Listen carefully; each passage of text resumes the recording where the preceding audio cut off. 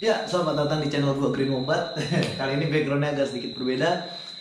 Eh, untuk banner, ya, tolong dihiraukan karena itu bukan paid promote atau gimana gitu ya. Jadi gua nggak bisa recording di belakang karena ada beberapa hal. Jadi gua harus recording di ruang tengah. Dan showcase-nya itu kebetulan sesuai dengan tema ya, yaitu Monster 696. Jadi gitu. Dan terus kenapa background seperti ini ya, sebenarnya biar ini aja lah, biar kayak di apa namanya, agak profesional gitu. Cuma biasanya orang kayak apa moto garage gitu kan, atau moto vlog apa gitu. Dan gua nggak punya begituan, jadi gua pakai bakso bakar gitu. Cuma ini balik lagi, ini bukan promosi jualan gua, karena bakso bakar yang di barat BRI udah nggak ada gitu. Jadi karena ada COVID-19, jadi di stop dulu gitu loh. Jadi ini bukan sebuah promosi gitu ya. Bisa dihiraukan. Oke. Di sini gue akan bahas tentang motor ini dengan Monster 696. Jadi kira-kira motor ini tuh setelah bertahun-tahun ya, tepatnya sama ya, seumuran dengan Green Wombat gue, cuman beda bulan gitu loh. Wombat gue juga sama 2011 gitu, dia 2011 juga. Kira-kira masih worth apa enggak sih buat dibeli gitu loh. 9 tahun berarti kan umurnya, dan udah mau masuk ke tahun ke-10-nya dia gitu. Oke, kalau ditanya masih worth atau enggak, mungkin bisa dilihat ya di sini. Ini penggunaannya cukup tinggi gitu ya, nggak tinggi banget sih sebenarnya buat motor 9 tahun berarti ya. 9 tahun rata-rata lah ya, bisa dibilang normal lah ya gitu, karena biasanya 9 tahun itu udah masuk ke angka 30.000 gitu loh. Ini belum, masih di bawah 30.000 gitu. Ya lu bisa lihat, kalian bisa lihat warnanya masih oke banget gitu ya, bisa dibilang gitu. Beda sama Green Wombat gitu loh, atau beberapa motor Jepang lain yang tahun sama 2011, mereka biasanya udah mulai luntur gitu ya. Terus ya overall sih ya inilah Ducati gitu loh. Bahkan sampai cat di mesin gitu ya, tulisan ini masih oke banget gitu loh. Paling kotor-kotor dikit lah, ini wajar banget lah selama belasan tahun gitu kan. Selama hampir 10 tahun gitu loh. Terus selama memang barangnya oke gitu ya, mint condition, well that's not a problem gitu. Dan berbeda dengan Kawasaki R6N, di mana itu moge yang lebih umum dibandingkan Ducati Monster. Untuk mendapatkan unit Ducati Monster yang jelek itu susah gitu loh. Jadi berbanding terbalik dengan R6N, di mana unit yang jelek itu banyak, ya yang ini lebih gampang gitu. Jadi sebenarnya jawaban singkatnya ya, kalau ada duit silahkan gitu, go on gitu loh. Karena untuk ini range pasarnya memang kurang jelas gitu ya. Dia ada di angka 140 sampai 180, ada yang 200, 696 loh. Mereka itu tergantung dengan kondisi, bagaimana modifikasinya seperti apa gitu kan. Terus catatan servisnya bagaimana, segala macam bla bla bla bla bla bla gitu loh. Memang beda-beda gitu ya. Wajar karena memang beda sama Kawasaki R6N, dia unitnya jauh lebih terbatas gitu. Nah, terus kemudian apa ya, bisa dibilang tinggal menyesuaikan sih. Jadi lu menyesuaikan dengan cara riding lu itu seperti apa gitu kan. Ya gitulah gitu. Bisa dibilang harga segitu pantas apa enggak ya, menurut gua well, dibanding motor lain gitu. Karena kalau kita lihat di harga segitu, paling kita bisa dapetnya apa sih gitu loh. Ya mungkin ada ya beberapa motor kayak contoh R6 ya. R6 ada di range yang sama dengan Monster ini gitu kan. Monster 696 atau ZX 6R yang lawas 599 gitu kan. Sama, dia ada di range yang sama dengan motor ini. Cuma ada sesuatu yang lu gak dapet gitu loh dari motor-motor itu, adalah khasnya Itali gitu loh. Jadi ada distinct apa ya, perbedaan yang cukup inilah gitu loh. Ya mungkin kalau secara handling memang bagusan R6 gitu loh, secara power jelas bagusan ZX6R gitu, tapi you don't have the taste of Italian bike gitu loh. Ya gue sendiri bisa ngomong gitu karena bukan bisa ya, tapi gue akhirnya ngomong gitu karena akhirnya gue got a little taste from Italian bike itself gitu loh. Yang sebelumnya gue ya bisa dibilang gue bukan fans boy juga ya, tapi gue orientasinya Jepang gitu loh. Dan kemudian nyoh Ducati, oke. Ya memang harganya cukup tinggi ya, bisa dibilang cukup tinggi gitu loh. Nah, terus kemudian bisa dibilang enaknya ini selain yang tinggal di perkotaan, oke, jadi perlu catatan, selain yang tinggal di perkotaan, gue masih menyarankan pakai ini untuk harian, untuk daily commute. Tapi kalau yang sudah tinggal di perkotaan, di mana dia banyak stop and go gitu ya, cuma 30 detik jalan, 30 detik berhenti, no no no, hell no gitu. Gua bilang mendingan lu pakai yang lain deh. Gitu. Tapi kalau misalnya lu masih tinggal di wilayah-wilayah yang oke, kayak gua di Karanganyar sekarang gitu kan, gua jalannya masih lancar, gua bahkan bisa lari sampai 150, 100, ya sebenarnya nggak boleh sih. Tapi kalau gua mau gua bisa gitu loh.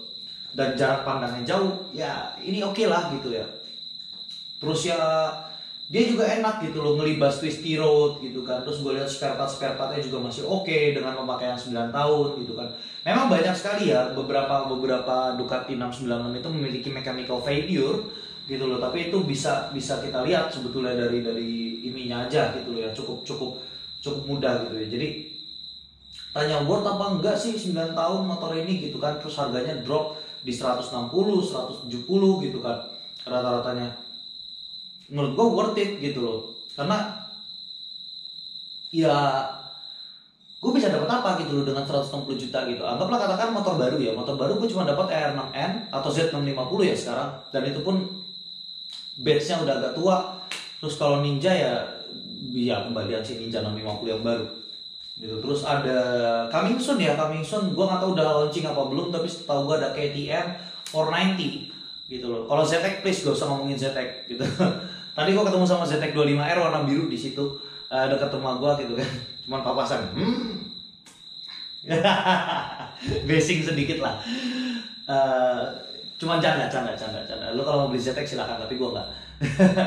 Gak ada duit maksudnya. Nah terus kalau misalnya di harga 160 ya apalagi gitu. Benelli 600 ya powernya mirip-mirip sih ya, tapi torsinya jelas enak ini gitu loh. Terus apalagi ya 100 gitu ya, paling ZX6 R6 gitu ya. Ya powernya memang tinggi mereka gitu, tapi powernya 600 4 silinder di Indonesia itu nggak keluar. Mendingan lu pakai 1000 cc sekalian gitu loh, karena at least torsinya 1000 cc itu bisa dipakai untuk daily commute. Sementara lu pakai R6, lu pakai ZX6R, angkatannya tuh berat banget RPM, jadi lu RPM-nya harus tinggi banget gitu loh. Sementara kalau pakai ini ya lu bisa cruising di RPM 2000, 3000, 4000, 5000 gitu loh. Ya 2000 sih enggak, kalau 2000 dia akan ngotok gitu kan. Biasanya di 4000 lah, 4000 lu cruising gitu, gigi 1, gigi 2, 4000 fine gitu loh. Jadi yang bikin motor ini masih worth it ya karena nggak ada saingan gitu loh. Dan sensasinya pakai motor Itali itu jelas beda gitu loh sama motor Jepang gitu kan. Terus apa sih drawbacknya dari motor ini? Drawbacknya dari motor ini pertama adalah spare part. Ya, kenapa gue bilang spare part adalah drawback? Karena ini spare partnya susah gitu ya. Jadi lu harus ya setidaknya inden beberapa lama gitu. Tapi gue rasa kalau lu udah punya Ducati, lu pasti punya motor yang lain gitu ya, bisa lu pakai selain Ducati gitu kan. So not really a big problem gitu. Terus drawbacknya dari motor ini apalagi ya, paling lu jadi center of attention di jalan. Gue jamin gitu, ibaratnya motor gue yang R6N sama motor gue yang sama motor merah ini, motor orang sama motor merah ini, gue kalau pakai motor merah ini dilihatin orang. Tapi kalau gue pakai R6N gue, itu motor apa sih? Nggak ada yang ngeliatin gitu. Jadi gue damai aja di jalan. Tapi sekalinya pakai motor ini, gue jadi center of attention on the road gitu. Ya buat gue drawback, tapi kalau lu mau ya silahkan gitu loh. Gue nggak ngejudge gitu. Tapi buat gue pribadi itu drawback. Terus apa ya? Paling ini gak semua postur orang Indonesia cocok pakai motor ini gitu ya. Gue merekomendasikan orang-orang dengan tinggi minimal 170 cm. Gue sendiri 1,8, gue 180 cm gitu ya. Dan kaki gue gak lurus sih, gue masih nekuk gitu loh. Gue masih napak tanah dan kaki gue nekuk. Gue maju mundurin motor gampang gitu. Tapi gue ngebayangin untuk motor yang untuk orang dengan tinggi di bawah 170 cm agak kesulitan gitu ya. Apalagi ya, dia paling itu sih, sama dia bagaimana tangannya itu loh. Jadi dia bagaimana beradaptasi dengan koplingnya seperti ini. And then what? Ini banyak sekali yang bisa dikatakan unit-unitnya, walaupun gue bilang unitnya nggak busuk ya, unitnya bagus-bagus gitu. Tapi kalau buat mencari yang memang mint condition itu agak sulit gitu loh, karena penyakitnya itu banyak yang sepele gitu ya. Tapi biasanya untouchable gitu loh, karena mekaniknya sudah terlalu high class, jadi dia tidak mau meriksa yang agak terlalu inilah gitu ya. Kayak contoh bensinnya kadang-kadang nggak ngalir ke throttle body dan akhirnya ya motor suka mati sendiri gitu loh. Terus netral, sensor netral sebelah kiri di balik kerangka warna merah itu gitu ya, itu kadang suka bermasalah gitu kan. Jadi sebenarnya masalah-masalah seperti itu sudah banyak dan sudah ada penyelesaiannya. Itu memang kadang-kadang agak sulit gitu ya untuk diberesin gitu ya, karena rata-rata penyelesaiannya ada di Reddit gitu ya, di forum-forum luar gitu, semacam Quora, Reddit yang lain sebagainya gitu. Dan ya gue bukan yang mau merendahkan atau gimana gitu, tapi bahasa Inggrisnya kita dan tingkat literasi kita masyarakat Indonesia masih kurang gitu loh, untuk mencapai ke sana, untuk mau menggali gitu loh. Ya karena banyak kan mechanical failure-nya seperti itu gitu ya, jadi nggak terlalu ekstrim gitu. Terus untuk electronical ya lu gampang gitu, dia ada error code kayak ya motor injeksi gitu, hampir semua motor injeksi ada gitu kan. Terus apalagi ya, drawbacknya ya paling nggak ada indikator bensinnya itu sama kayak Ninja 2 tak gitu loh. Sorry, kalau Ninja 2 tak nanti fansnya Ducati marah. Sama kayak Z800 gitu. Jadi kalau misalnya Z800 enggak, sama kayak R6. Z800 ada gauge-nya. Sama kayak Yamaha R6. Jadi kalau dia bensinnya mau habis dia nyala gitu loh. Gue udah ngantuk. Sama kayak R6 gitu loh. Ya Ninja 2 tak kan ada fuel, ada oil, nanti gue di basing. Paling konklusinya ya itu ya, kalau misalnya mau lu hobi dengan motor Italia dan lu ada duitnya, go ahead gitu loh. Terus kalau misalnya salah spare part susah, atau lu takut tinggal di agak wilayah yang jauh dari kota, lu pakai Ducati terus takut susah spare part, you don't have to worry karena lu tinggal dimanapun sama aja gitu loh.